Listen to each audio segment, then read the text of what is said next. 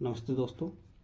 आज से अपन एक नई सीरीज शुरू करने जा रहे हैं जो किस पे बेस्ड होगी, कम्प्लीटली टेंस पे बेस्ड होगी। ठीक है, तो अपन इसको एक नया रूप देने जा रहे हैं। ठीक है, कैसे कि अपन इसमें ये देखेंगे कि टेंस क्या होता है, कैसे कैसे स्ट्रक्चर्स बनते हैं, कितने प्रकार के हैं। बाकी अपन अलग वीडियो लाके ये भी बताएंगे कि टेंस का यूज कहाँ कहाँ किया जाता है। मीन्स कि मैं अगर बोलूँ प्रेजेंट इंडेफिनिट टेंस, तो प्रेजेंट इंडेफिनिट टेंस का यूज कहाँ कहाँ किया जाता है। ठीक है, तो इस पे अपन एक अलग वीडियो भी लेके आएंगे। ठीक है, तो डोंट वरी, बहुत सारी वीडियोज होने वाली है, एक लंबी सीरीज चलने वाली है।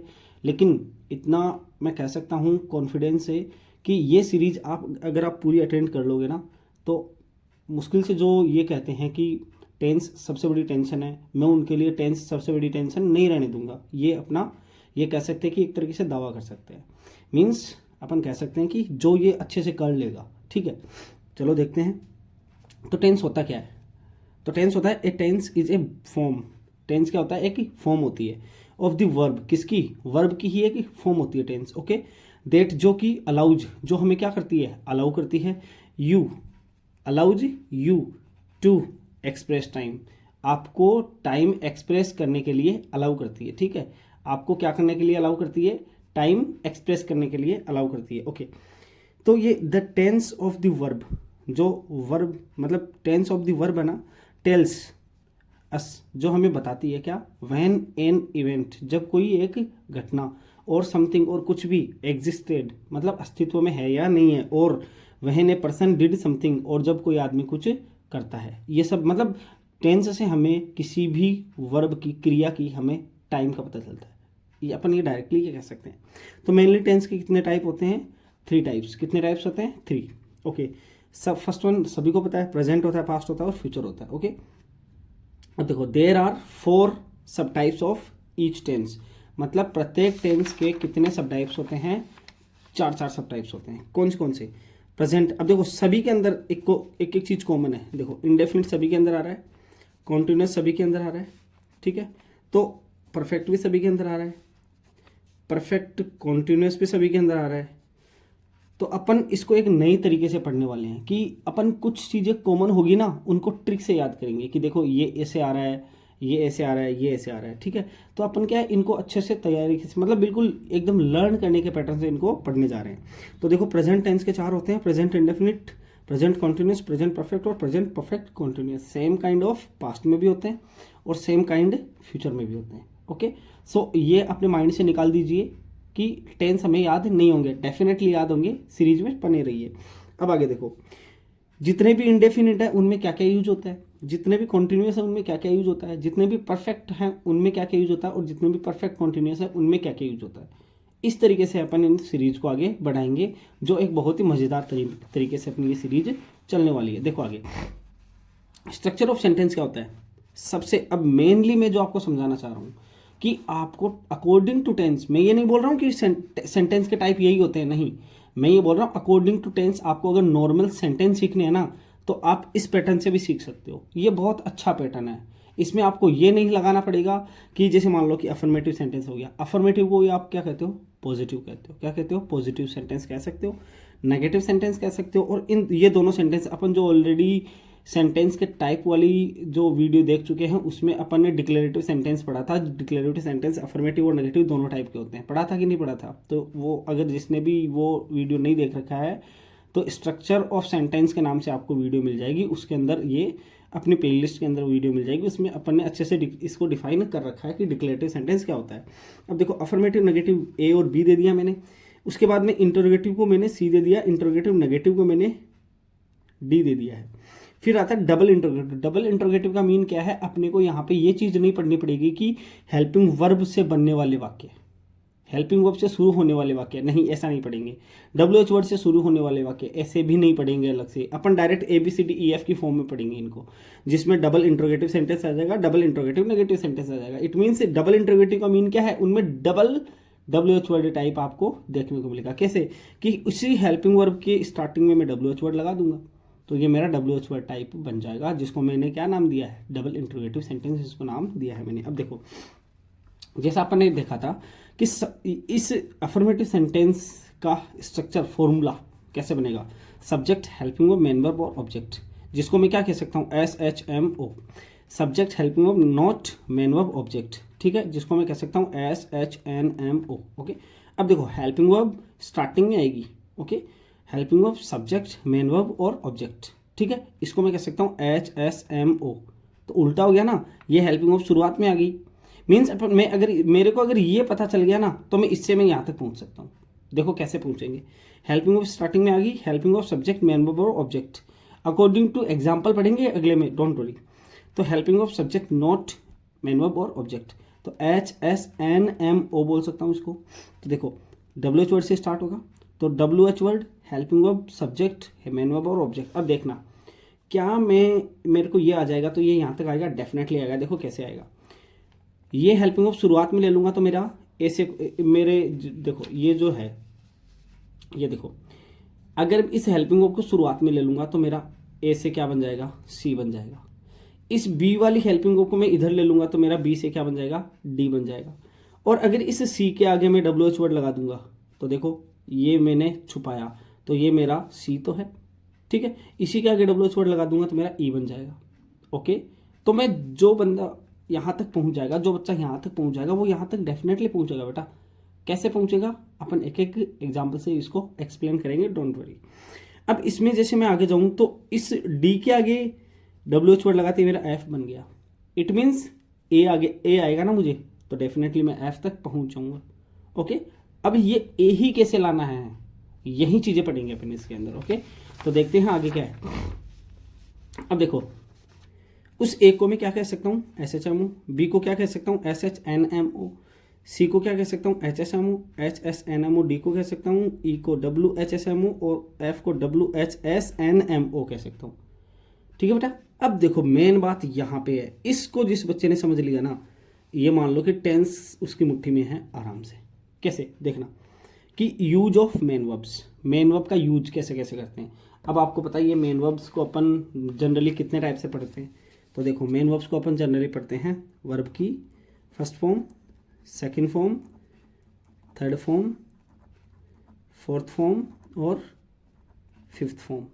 ये कैसे है, जैसे मान लो मैंने लिखा गो, गो फर्स्ट फॉर्म, वेंट आ जाएगा सेकंड फॉर्म, गोन आ जाएगा थर्ड फॉर्म, गोइंग आ जाएगा फोर्थ फॉर्म। ये कैसे हुआ, ये हुआ वर्ब की फर्स्ट फॉर्म प्लस आईएनजी। इस वर्ब की फर्स्ट फॉर्म में आईएनजी लगा दो, मेरी कौन सी फॉर्म बन जाएगी, फोर्थ फॉर्म। इसी वर्ब की फर्स्ट फॉर्म में एस या ईएस लगा दो, मेरा क्या बन जाएगा, फिफ्थ फॉर्म बन जाएगी।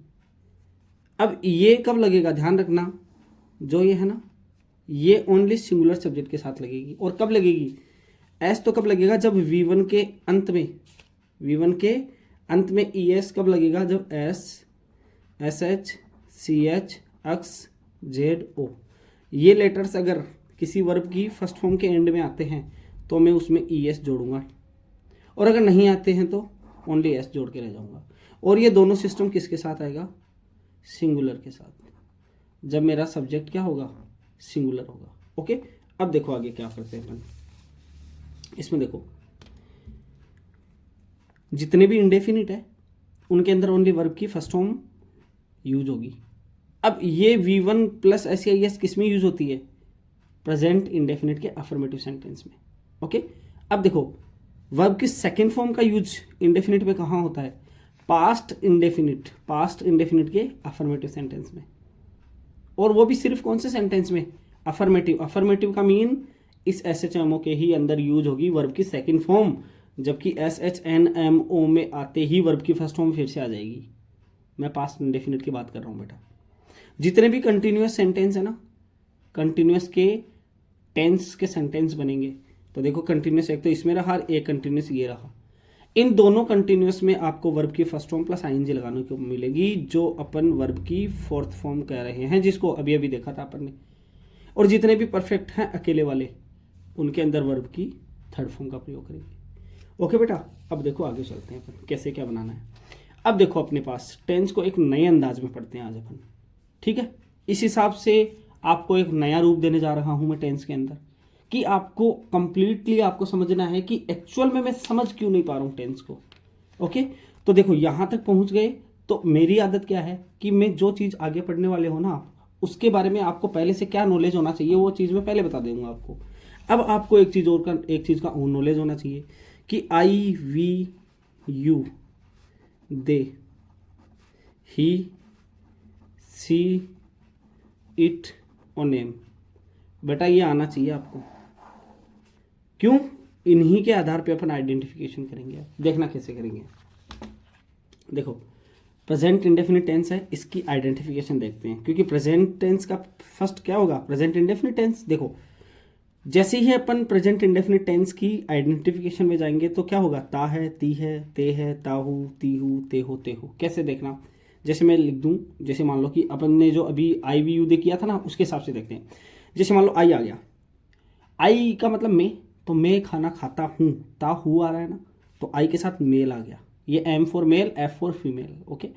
और मैं खाना खाती हूँ में आई के साथ फीमेल आ जाएगा, ठीक है। फिर आता आई के बाद में वी। वी कहाँ गया? ये रहा। वी का मतलब बहुत सारे लड़के अगर एक जगह बैठे हैं और वो एक साथ अपने लिए बोलते हैं तो क्या बोलेंगे? हम खाना खाते हैं, तेह में आएगा ना। जब लड़कियां वहां बैठी होगी तो वो भी बोलेगी कि हम खाना खाते हैं, ऐसे थोड़ी बोलेगी कि हम खाना खाती हैं, ऐसा तो नहीं बोलेगी ना। उसके बाद में आई वी यू। यू के बाद में देखो यू कहाँ आ रहा है? यू मतलब तुम या आप, तुम खाना खाते हो या आप खाना खाते हो, ठीक है। तो यू में मेल आ गया ते हो के अंदर। और आप खाना खाती हो या तुम खाना खाती हो, तो देखो यू के साथ फीमेल आ गया, यू आ गया। अब दे मतलब वे अगर बहुत सारे लड़के बैठे हैं तो वे खाना खाते हैं, तेह में आ गया ना, तो दे मेल आ गया। अगर मैं बोल दूँ वे बहुत सारी लड़कियां हैं, मैं बोलूँ वे खाना खाती है, तो तीह में आ जाएगा, तो दे फीमेल हो जाएगा। तो आई वी यू दे तक पहुंच गए। अब बचता है अपना ही मतलब वह खाना खाता है, सी मतलब वह खाना खाती है। और ही और सी को तो आप जानते हो, मेल और फीमेल। अब इट आता है तो इट मेल है। जैसे मान लो कि ये पेंसिल है, तो मैं बोल दूँ यह काम करती है, तो पेंसिल है। इट फीमेल है ना, तो इसके अंदर आ गया। तीहे के अंदर देखो इट फीमेल आ गया। मैं इसी के लिए बोल दूँ ये पेन है, मैं बोल दूँ इस पेन के लिए कि ये पेन। अब मैं बोलूँ यह काम करता है, यह अच्छा है, इट इज़ गुड। तो इट इस पेन के लिए बोला ना, तो मैं देख लो इट किसके लिए लगा दूंगा? मेल के लिए। यह काम करता है, तो ताहा में आ गया ना, ओके। अब देखो नेम के लिए, क्योंकि अपने पास नेम भी तो बचा ना, I we you they he she it name में आएगा। तो नेम सिंगुलर और प्लूरल दोनों तरीके से हो सकते हैं। कैसे देखना? तो सिंगुलर नेम जब आता है मेल वाला, जैसे मान लो मोहित आ गया, रोहित आ गया, सोहन आ गया, रोहन आ गया, टोनू आ गया, सोनू आ गया, मोनू आ गया, लड़कों के नाम है, तो देखो क्या हो जाएगा? मोहित खाना खाता है, ताहे में आ गया ना। सिंगुलर नेम मेल आ गया। सिंगुलर नेम फीमेल मोनिका है, ये मतलब मोनिका है, मनीषा है, रोहिणी है, जो भी है, तो उसके लिए अपन क्या, जैसे मोनिका खाना खाती है में आ गया ना। अब देखो द बॉय है, लड़का है, लड़का खाना खाता है, लड़की खाना खाती है, आ गया समझ में। अब प्लूरल में चलते हैं। तो देखो प्लूरल नेम मेल, जैसे बहुत सारे लड़के हैं, जैसे दो जने हो गए तो मोहित एंड रोहित खाना खाते हैं। अगर दो लड़कियां हैं तो मोनिका एंड मनीषा खाना खाती है, लड़कियां खाना खाती है, तो प्लूरल फीमेल के अंदर क्या आ जाएगा? तीह में आ जाएगा। ये देखो प्लूरल फीमेल। तो आइडेंटिफिकेशन को इस तरीके से एक नए अंदाज में अपन पढ़ने वाले हैं, हर टेंस के अंदर अपन पढ़ेंगे, तो इसके लिए टेंशन लेने की जरूरत नहीं है। आपको बार बार रिवाइज करोगे, लिख लेना इन चीज़ों को, बहुत काम में आने वाली है, ठीक है। आगे देखो स्ट्रक्चर। अब कैसे? प्रेजेंट इंडेफिनिट की स्ट्रक्चर। प्रेजेंट इंडेफिनिट में ध्यान रखना, मैंने आपको पहले ही बोल दिया है कि जितने भी इंडेफिनिट है उनके अंदर वर्ब की फर्स्ट फॉर्म का यूज होने वाला है, याद रखना ही है आपको, ओके। तो देखो प्रेजेंट इंडेफिनिट में जो आपकी फर्स्ट फॉर्म आएगी, ठीक है, अफर्मेटिव के अंदर, तो V1 प्लस SEIS, ये आपका V1 प्लस SEIS है ना, ये स्ट्रक्चर तो आ जाएगा सिंगुलर के लिए, ओके। और ये V1 आ जाएगी किसके लिए? प्लूरल के लिए। किसके लिए आ जाएगी? प्लूरल के लिए, ओके। अब देखो सब्जेक्ट बी नेगेटिव है ना अपना, सब्जेक्ट डू और डज नॉट V1। अब देखना सिंगुलर के साथ SEIS लगा था ना, तो देखो जिसके साथ SEIS लगाया ना उसको सिंगुलर के साथ भेज देना हेल्पिंग वर्ब के साथ, ठीक है। और जिसके साथ SEIS नहीं है उसको प्लूरल के साथ भेज देना। तो नॉट V1 आ गया, ठीक है, ये सब्जेक्ट के लिए बन गया। फिर आएगा अपना सी, जो जिसको मैंने क्या नाम दिया था, अपन ने क्या नाम दिया था? Interrogative, okay. तो इसके लिए क्या फॉर्मूला बन जाएगा? Do does subject V1 object. और उसके लिए डी के लिए क्या बन जाएगा? Do does subject note. अब देखना हमने शुरू में बताई थी कि इस हेल्पिंग वर्ब को मैं यहाँ ले आऊँगा, नोट नहीं होगा तो मेरा इंट्रोगेटिव बन जाएगा। और सब्जेक्ट के बाद में नोट लगाते, याद करो उसको, किसको, HSMO। तो देखो हेल्पिंग वर्ब ये रही, सब्जेक्ट ये रहा, मेन वर्ब ये रही, ऑब्जेक्ट ये रहा। बेटा अभी मैं केवल आपको स्ट्रक्चर बता रहा हूँ, नॉर्मल कैसे प्रेजेंट इंडेफिनिट का सेंटेंस बनाओगे आप। अभी मैं एडवर्ब के आधार पे नहीं बता रहा हूँ, क्योंकि एडवर्ब के आधार पे बताने का मतलब है आप टेंस का यूज कहाँ करते हो वो चीज़ पढ़ रहे हो। तो अपन टेंस का यूज कहाँ करते हैं, जैसे प्रेजेंट इंडेफिनिट का यूज कहाँ करेंगे, वो मैं अलग से वीडियो लाऊंगा, उसके लिए टेंशन लेने की जरूरत नहीं है, क्योंकि वो आपकी सभी क्लासों में, जैसे CBSE 10th है, RBSE 10th है, CBSE 11th है, RBSE 11th है, RBSE 10th है, RBSE 9th है, CBSE 9th है, इनमें टेंस के क्वेश्चंस आते हैं correct form of the verb के। तो correct form of the verb के क्वेश्चन मैं अलग से लाऊंगा, उसके लिए टेंशन नहीं है। ये तो आपकी केवल स्ट्रक्चर समझा रहा हूँ कि स्ट्रक्चर कैसे बनेगा इस चीज़ का। ओके, तो थोड़ा सा पेशेंस रखिए। तो do does subject not V1 object आ गया। इसके बाद मैं WH वर्ड लगा दूंगा।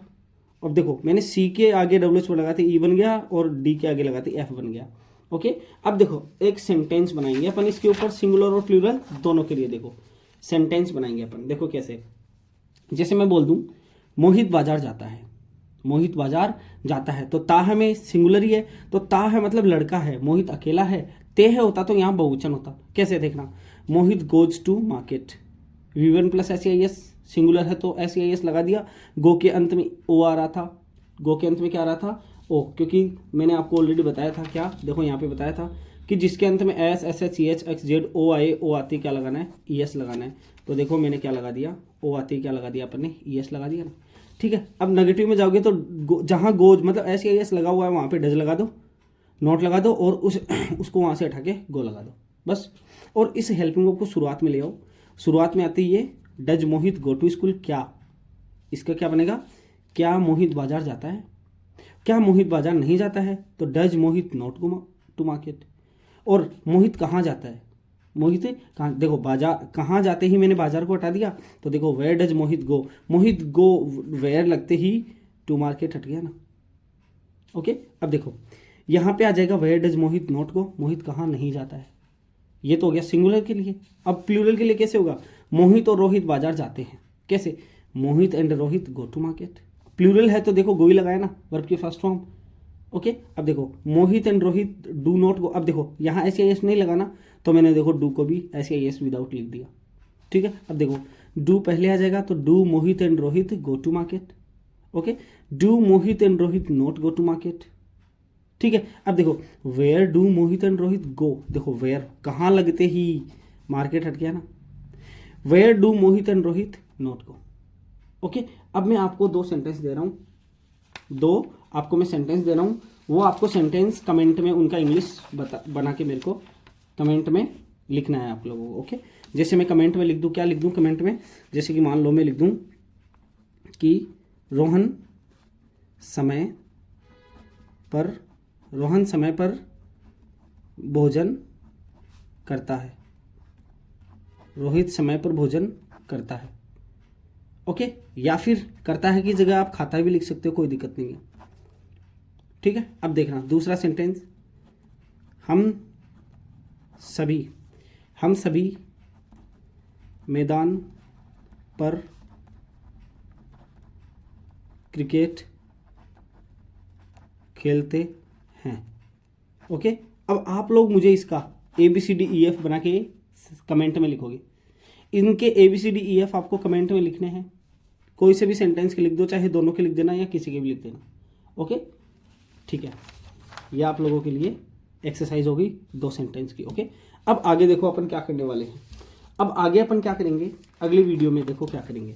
अगले वीडियो में इसी प्रेजेंट इंडेफिनिट टेंस को अपन एडवर्ब्स के हिसाब से पढ़ेंगे कि कौन कौन सी एडवर्ब लगेगी, कहाँ कहाँ प्रेजेंट इंडेफिनिट का यूज होगा, सार्वभौमिक सत्य में होगा, डेली रूटीन में होगा, डेली हैबिट्स में होगा, या फिर प्रीफिक्स मतलब पहले से कोई फिक्स चीज़ों में होगा, पहले से कोई फिक्स कार्यक्रमों में होगा। ठीक है, तो बहुत सारी चीज़ें अपन लेके आने वाले हैं। आप एक तरीके से कह सकते हो कि अगला जो अपना वीडियो आएगा वो आपका correct form of the verb के हिसाब से आने वाला है।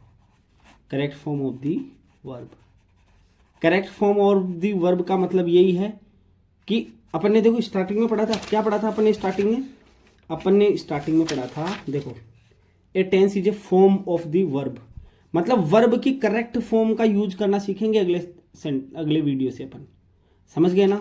तो इसलिए मैं बता रहा हूँ वर्ब का करेक्ट फॉर्म, वर्ब की करेक्ट फॉर्म कैसे पढ़ते हैं, कैसे लिखते हैं। ओके, तो यहाँ तक बने रहे आप लोग, बहुत बहुत धन्यवाद। अगले वीडियो के लिए बने रहिएगा, बहुत अच्छा कंटेंट देने वाला हूँ। बताइएगा मुझे कि ये तरीका अपना कैसा लगा, क्या आपको ये तरीका कहीं पे और पढ़ने को मिला है, ठीक है। तो आइडेंटिफिकेशन के साथ अपन 2 मिनट ज़्यादा लग जाएगी, लेकिन अच्छे से पढ़ेंगे। क्यों? क्योंकि इस टेंस नाम की जड़ को कंप्लीटली ख़त्म करना है अपने को, टेंस की टेंशन को ज़िंदगी से हटाना है। ओके बेटा, so thank you so much. यहाँ तक पहुँच गए हो तो लाइक और कमेंट करके जाइएगा, और प्लीज़ बताइए मुझे कि आपको कंटेंट कैसा लग रहा है, क्योंकि आपका हल्का सा योगदान, हल्की सी हेल्प, इतना सा भी आपका योगदान है ना, मेरे लिए मोटिवेशन का काम करेगा। आपके लिए बहुत अच्छे अच्छे वीडियो बना के लाऊंगा मैं। ओके बेटा, so thank you so much. यहाँ तक पहुँच गए हो तो प्लीज़, अगर सब्सक्राइब आपने नहीं किया तो डेफिनेटली प्लीज़ आप सब्सक्राइब करके जाओ, ताकि मुझे मोटिवेशन मिलता है। ओके बेटा, so thank you so much. मिलते हैं अगले वीडियो में, और बहुत बड़ा जानदार और शानदार वीडियो आने वाला है अगला अपना। ओके बेटा, थैंक यू सो मच।